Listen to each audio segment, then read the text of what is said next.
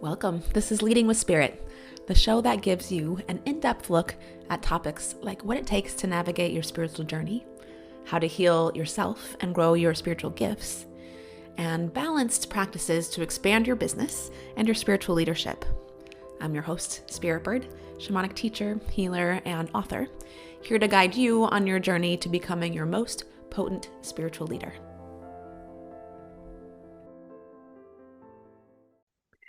The year was 2017.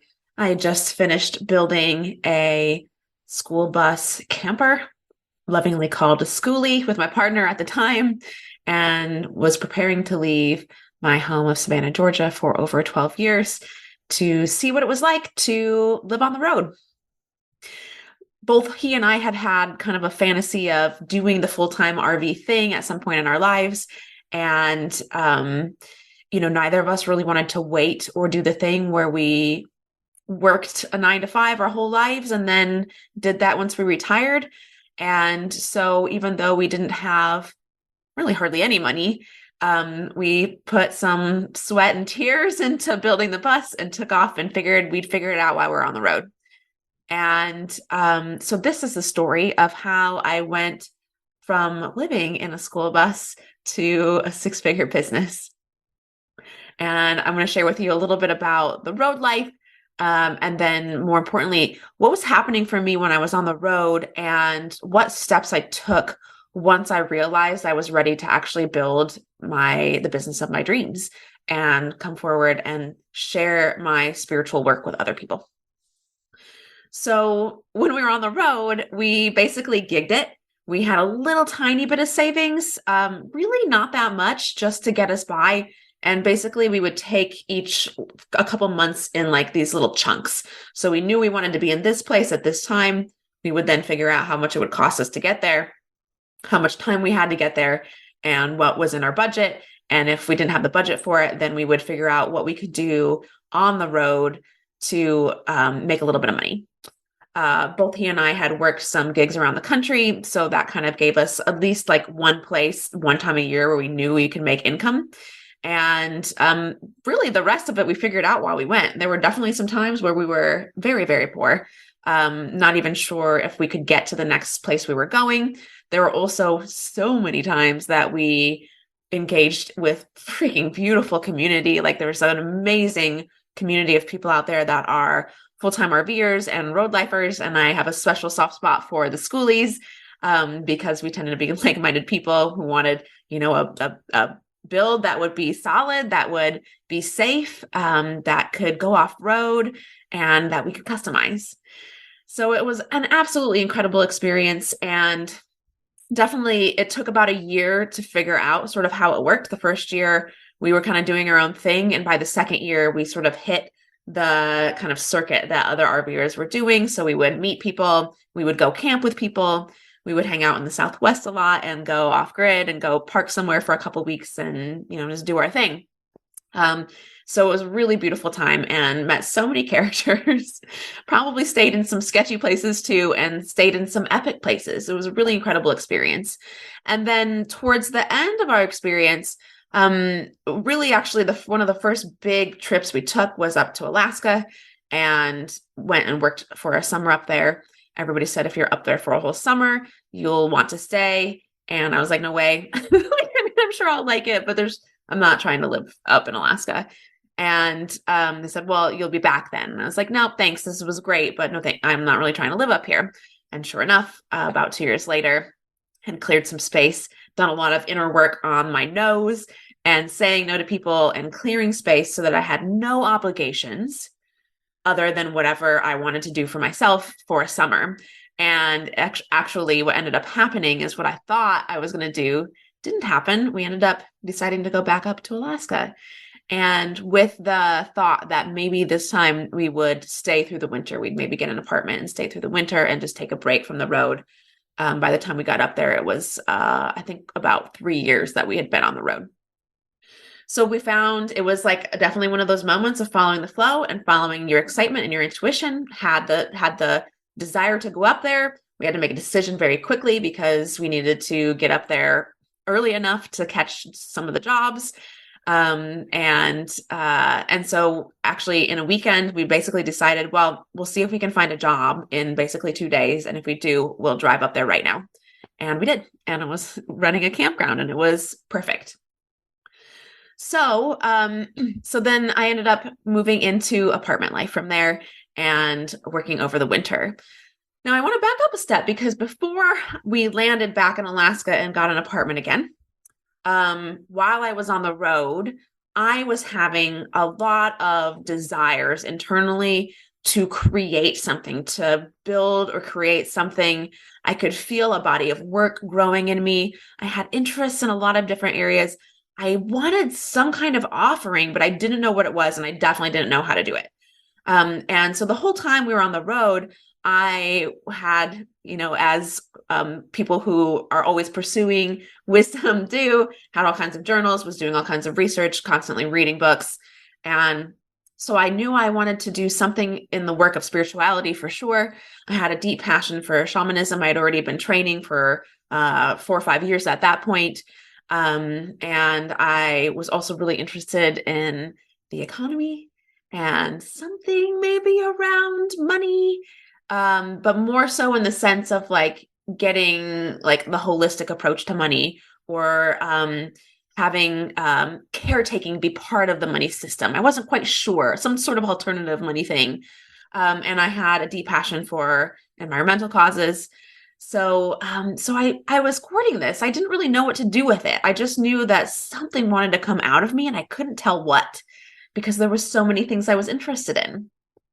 And then once we landed and I ended up working for a public school, that's when it started to come in.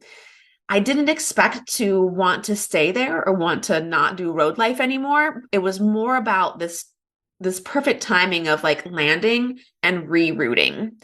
So at that time, it wasn't but a few months later that what I wanted to build, which now is Shaman School, actually came through. It came through all the way. I had the vision of how I wanted to set it up, or at least a vague vision of how I wanted to set it up.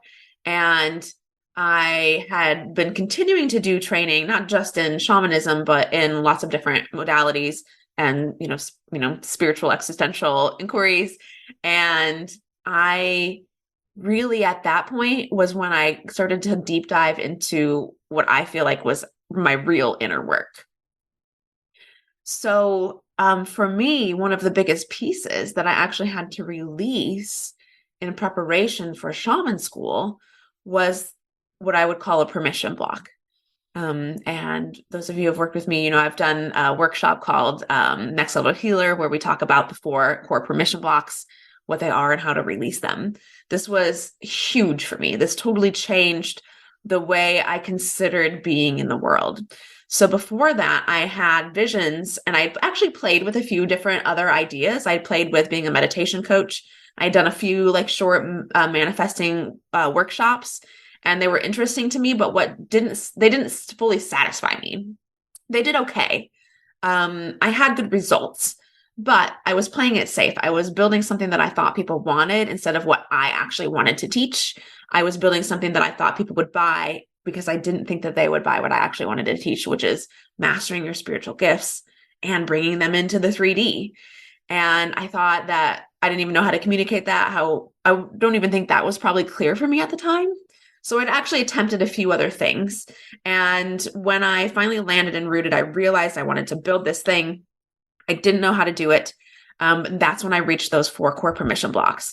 And this is when I really started to tune into what I now call the grow method. So the grow method is what I use inside Shaman School and also in all of my offers, really, which is a combination of these 4 things all happening at once while you're in training or while you're receiving some healing or coaching work. And it's growing your spiritual gifts. It's restoring your self-love and self-trust. It's offering. So even if it's not an actual business, it's like actually putting something out there, even if it's a work of art or a concept or talking to somebody you haven't talked in a while. Basically, it's an action step where you're trying out something, offering something. And then, of course, the wisdom, wealth, leadership embodiment. So I found that what I was doing before that wasn't working was I was trying to piecemeal these different steps together. I was trying to take these linear steps where it was like, okay, first I will train. And then when I train, I'll write down this program and I'll create the thing. I'll like write out the thing I want to make and plan it all out. And then I'll start to sell it. And then, I will make some sort of income doing that. And then my soul will be satisfied in the world. And what I realized, what I was learning in the process is like, it's not linear steps like that. It's actually all of these things at once. So I was continuing to engage in training and continuing to engage in work in programs that helped me grow, helped my own personal self-growth, my own personal self-development was so important. This is actually where I first started to see the 4 core permission blocks, because I would hit these spots in myself where I'd be like, oh, I'm excited to do this thing. And then I would just stop. And I started to deep dive into what those things were and why was I stopping, and starting to reverse those so that I could actually move forward and do the offering, do the action step that I could see, but was scared to take. And so what I found is, again, with the linear method, you like learn some things and then you want to think your way through the rest of it. And you can't think your way through what's coming because you don't know. Your more evolved consciousness hasn't actually had the experience yet. So you cannot think your way through what's coming with the amount of experience that you have right now. The only thing you can do is trust yourself and move forward.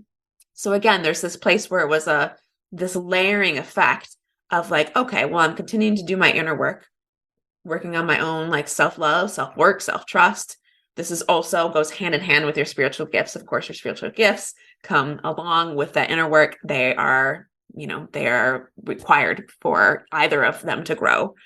And then, of course, taking those action steps. And then with each of those action steps, I would learn some things and I would embody some things. And then it would be able to, go back and inform the other parts. So it's like all of me was sort of growing and elevating at the same time, instead of like developing this thing and then trying to develop this other thing and then trying to develop this other thing and then hoping it would all come together. No, we are way more intelligent than that. We are way more complex than that.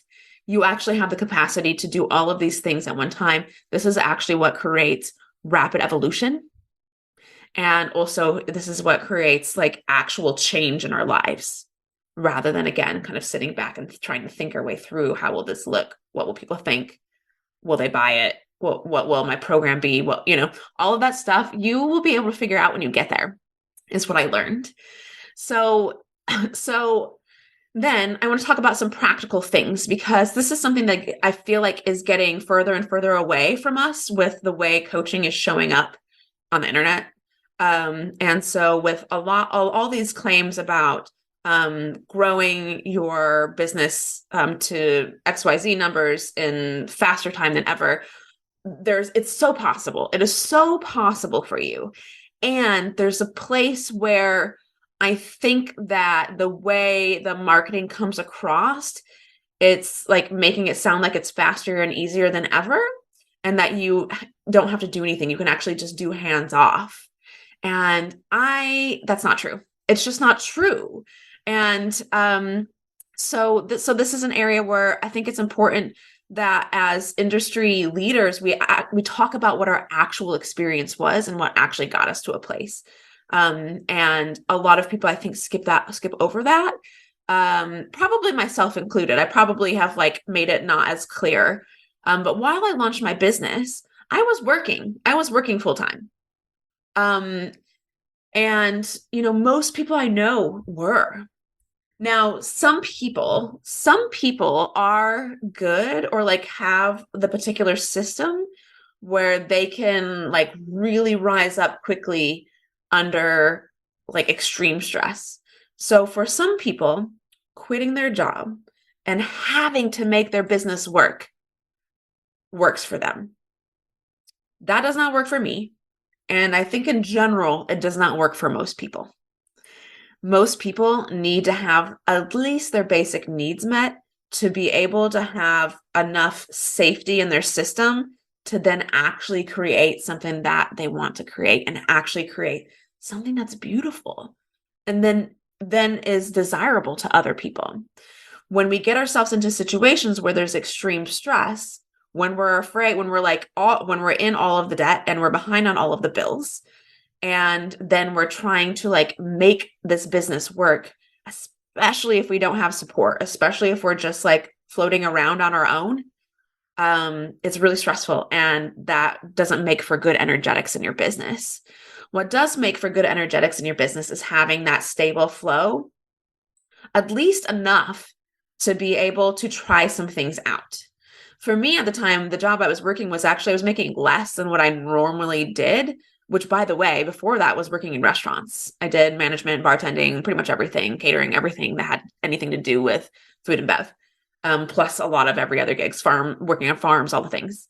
And so I ended up taking a job at a school, which was less money than what I was normally making. What was good for me, however, is the stability. I knew what hours I was working, so I could take clients. I could tell people when I was available. I had at least my rent and food paid. But also, like, keep in mind, I had just gotten off of 3 years of living in a bus. And again, it was an incredible experience. Half of my heart wants to go and do it again right now, but also like no money. Yeah. And then also I got to the point where when I realized my program was clear, when I had actually gone through those stages, and this is some of the stuff that I teach in shaman school, of course, is like the grow method and also the stages of doing the inner work, and also what I was training in at the time, which was sort of the higher level healership work. That's what I teach in shaman school. It's less about like shamanism and more about the higher level healer work. And so I needed all of that so that I had some confidence and the self-love and the self-trust. And I was very aware of my spiritual gifts at that point, which of course, by the way, also will continue to grow and change and reach new heights throughout all of your life. There's not like a spot where it's like open and then that's the end. It just continues. But I was clear about all that stuff. I had done some action stuff. So I had made some offers. I was actively putting myself out there, and I was actively living and embodying the leadership that I wanted to be. I was actually living and embodying the spiritual person that I wanted to be. That was a regular part of my daily life. So all of these things fit together, helped me embody the person I wanted to be. And then I did the thing where I invested in a coach. It was a stretch at the time. I had enough for the payment, but it was a lot of money for me. And probably most coaches that you talk to will have the same experience where at some point they're like, well, I'm actually serious about this now. I am actually serious about what I'm trying to do now. So I'm not going to screw around with freebies. I'm not going to screw around with, like memberships that are low touch, which can be helpful too. But, it's like, I think you get to a point where you're like, no, I'm doing this. And then even though it's scary, you just move. And so that was kind of the final piece for me that helped push me over the edge and actually materialize all of these combinations of things that were coming together. I worked with Lauren LaPointe, by the way. I still work with her. I highly recommend her. She was great for me. There's lots of amazing coaches out there that help you specifically with the business end of things.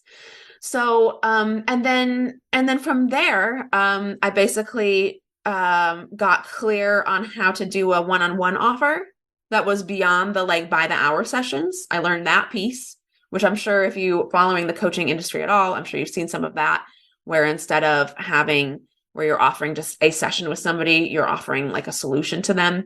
And at that point, you just give that a price point, and it doesn't really matter how many sessions. It's more about the result you get them than it is about that they're doing a session with you or how many and how long. So I did a few of those. That happened pretty quickly. I had a website out already. It was not a good website. It was just a website that I had designed and didn't know what I was doing, but I had it out there. And within a week of me getting clear about what my one-on-one offer was going to be, I had somebody that I had worked with before when I lived in Savannah come and sign up for me. And in the same week, somebody completely random off the internet just find me, same thing, sign up with me. I was like, my mind was blown. I was like, holy crap. And I was, boom, on my path, doing the shit that I came here to do.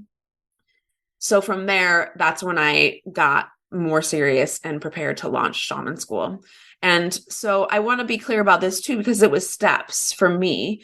For me, somebody that didn't have, like, I did not have a background in marketing or sales, I was not comfortable with marketing or sales. So I think if you already are, then you might be able to skip some of these steps. And I'll share more about that on another episode. I want to deep dive into these steps, and like what's required and what's true and real versus like what looks like is happening on the internet, which is actually not always true and real. But so for me, it just like launching a group program would have been a huge step. I hadn't even filled like a group before for anything. So that's what I needed to do next. I did my one-on-ones, filled those. That started to like click in my system. Then I did a small group workshop that was live. I did a couple of those, learned or like communicated to myself that I was capable of doing it, that people would sign up, got that into my system, got the belief into my system. And then from there, actually launched Shaman School. And that was a success. I think I had 12 people in my first program. I was aiming for 10. I couldn't believe it. I mean, 6 months earlier, I was finally like hit the go button. And probably 6 months before that, the idea finally materialized from the training and inner work that I was continuing to do. And then it was not long after that, within a year, I ended up hitting 6 figures in my business. It's not all profit, the first year especially. But I just want you to know, like, one, that these were the steps. So again, everybody's different, but I know you can get to spots where it's like, I really don't want to be in this job anymore. And I want to say a couple of things about that. One, I get it. I get it. And I mean, I get it. And I've never been afraid of working a whatever job. I'm happy to just go in there and work to earn a living, you know? But I get not wanting to do it anymore. If you're at that point, that is the time to invest in training or at the same time, business development, or at least training first and business development afterwards. It's probably not the time to leave the job. Unless you're one of those people that's just really good under the extreme pressure. But for most of us, we're not, and we'll probably self-sabotage. So if you take a step down, if nothing else, step into a job that requires less of you. Yeah, because it just creates a stressful situation. It's not fun to create a business from that like desperate space. And then you don't put out good stuff, or people feel the desperate energy, or you're doing stuff based on like, I have to make this work right now, instead of like, what do I want to create? Like, what if I just step into that? What if I just step into like, what is it that I actually want to give to people? What is it that I actually want to share with people? What is like the part of me that I want to be seen? That's the magic sauce for your business. So, and know that this is a place where there's multiple things that come together as well. So having some kind of financial stability. I say some because it's helpful. And at the same time, again, for every coach or practitioner I know that have like quote unquote made it, they stretched themselves. They invested in someone that could really help them realize the dream that they had. And I know if you're not used to doing that, it feels like a huge stretch. Even if you're used to doing it, it still feels like a stretch. But once you do it once, then you realize it works. You realize why everybody's doing it. So know that it's both. Know that it's like helpful to have some sort of stable income so that you're not feeling totally desperate. And then also know that you're probably going to be investing in some support, and it should stretch you. It should stretch you. It's part of the reason you'll be motivated to make it work, because you're going to try to cover those payments. It's kind of how it works. Yeah. Those are the main pieces. And I also want you to know what I think is important about my pathway is that for a lot of us, one of the ways we will hold ourselves back or basically like negative self-talk is we'll find something in the person that we see that's succeeding that makes them different, that makes them either special or unspecial. Like, I mean, I'm going to name all kinds of ways. These are all things that I have done and still sometimes do, where I'll look at somebody and be like, oh man, it looks like they're doing better than me. Well, that's because, they probably had like already been around a bunch of wealthy people. Like they were already in a class of people that just had more money. So it didn't seem that weird to be selling something at this higher price. Or like, oh, they're doing really well, but like, yeah, but also they show a lot of their body. So it's probably because, they're the way that they dress and, that they're all out there like that. Or that person's doing really well. And it might be because actually they had somebody in their life that supported their, that paid for one of their programs or something like that. Right. So I want to be clear about that because we all do that. And we're all always going to find something to like nitpick in someone else. And all that's doing is one, separating us from them, which is actually just painful to us. It doesn't feel like it at the time. It feels like you're like finding an excuse for why they did it. It's basically like this weird, twisted like form of like ethics or integrity, but it doesn't actually make sense. And the other thing is really the only thing it's doing is it's keeping you stuck. They'll like, well, they had more money or they had a better job or they had some advantage that I don't have. While sometimes that exists, that sort of mindset or mentality isn't helping you at all. It's not helping you at all. You got to let that go. You got to let that go because everybody has challenges. And again, for me, I just want to share the main reason I want to share this today is because I had that perception of other people too, where I was like, oh yeah, but you were probably hanging out with wealthy people, or oh yeah, we were showing your boobs or something like that. And for me, I was like, I actually built it from nothing. Like I had hardly any money. I had this like, I don't know, like it was above minimum wage, but not a lot, especially for the cost of living where I was. And it wasn't even like 12 months out of the year. It was like 7 months out of the year or 8 or something like that. So, and I made it work, made it happen. Because in the end, I believed in that dream that much. I believed that it was possible for me. I trusted myself. Even when I didn't trust myself, I still trusted myself. I got people in my corner that could help me, that knew the territory. And I used that method that I used in shaman school, the grow method, where I was constantly working on all 4 of these components all the time in my life. Growing my gifts, restoring my trust, but, healing myself, my inner work, action steps and offers, trying things, not being afraid if they don't work. Well, I mean, I was afraid they wouldn't work. Let me be real about that too. I would try things and that I was afraid what would happen if they didn't work. But after you do a few of them and they don't work, you get over it. And then after you do a few and they do work, then it doesn't matter anymore. You start to get more in line with like what you want to do versus like, what if this doesn't happen? It like becomes kind of irrelevant. And yeah, and then continuing to have that embodiment of my wisdom, wealth, and leadership. Mm-hmm. So I hope that this is, if nothing else, inspiration for you. But I also hope that you heed some of my words. It's easy to get into spots where we feel fed up or we think we know better than we do. And I do that too. There have been many of times where I've listened to someone in leadership or my coach or something like that and been like, nah, that's not what I'm going to do. And then I go and straight up do it. And then, 6 months later, I come back and I'm like, oh, okay, well, I see what you were trying to give me a heads up on. Now I know. And now I'm a better listener. So if nothing else, my advice and know that it's possible for you. You don't have to be super wealthy. You don't have to have a background in anything special. You don't have to have really special skills. All you have to do is know that you want it and decide to do it.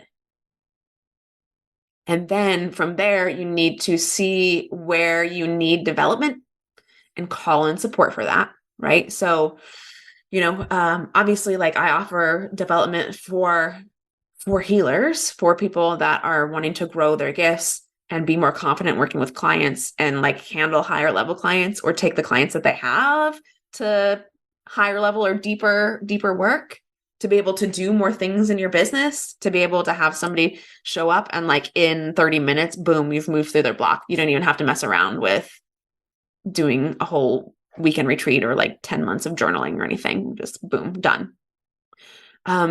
And also that might not be where you need my help. Where you might need help is like technology. You might actually just need to hire a web designer.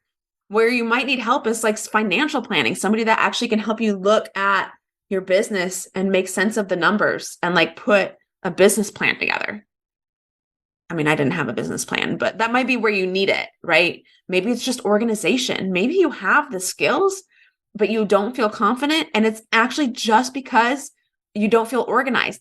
Hire somebody to help you get organized. Don't fucking use those other excuses. They're not helping you.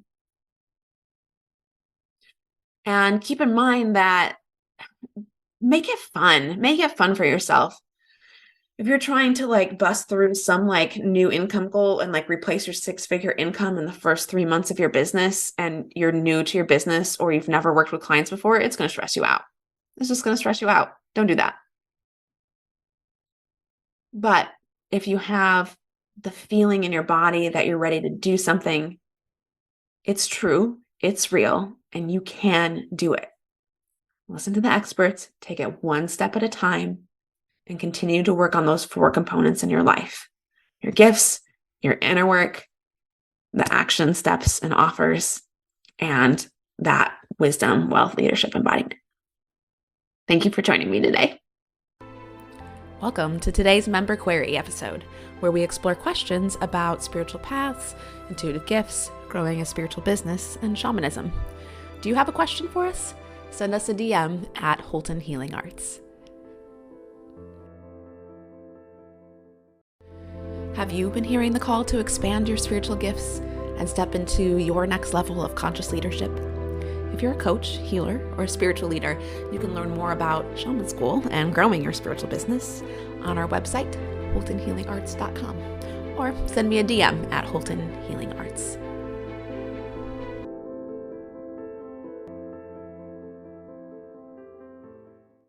This question is from another one of our Leading with Spirit private Facebook group members.